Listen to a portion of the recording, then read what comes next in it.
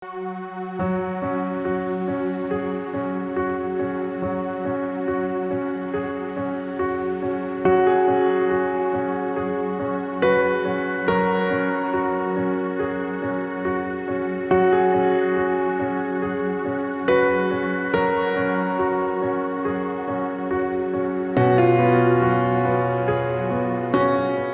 ushada ukhazini wami uAnele wamalinga ushadela kaSithole. Ngifisa sengathi usuku labo lingahamba kahle kube kuhle konke.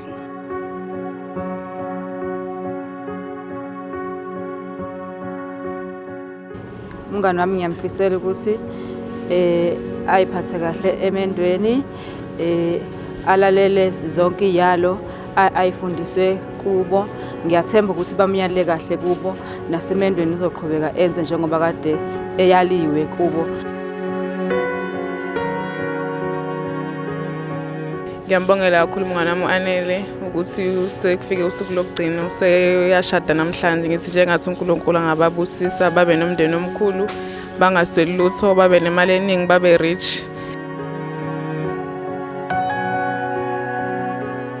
Ngiyamthemba angeke aze am-disappointe ubaba Malinga noma Mamiyeza.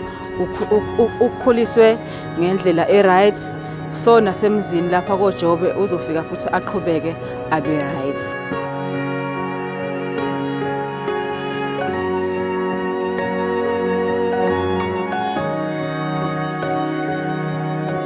Umakoti ngimfisela impilo enhle, injabulo emshadweni wakhe nakho konke okuhle ayifisela khona.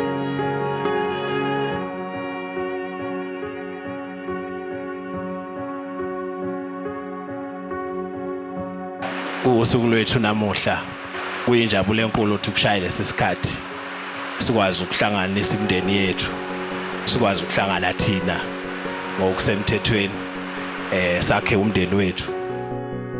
Ngihlangana nawe, I never thought this day would come. Ube upartner, you love me nama flaws ami. Waba ubhuti kimi, waba umngani, waba yikho konke.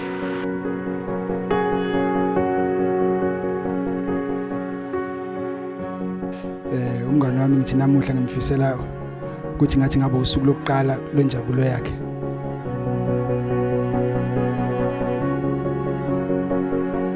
Engathi uNkulunkulu angawubusisa abaphe ibusiso nabo nomndeni. Siyabonga. Makondleni uyoqhubeka ngenza okufanele ngikwenze. I will serve you ngesizulu lo.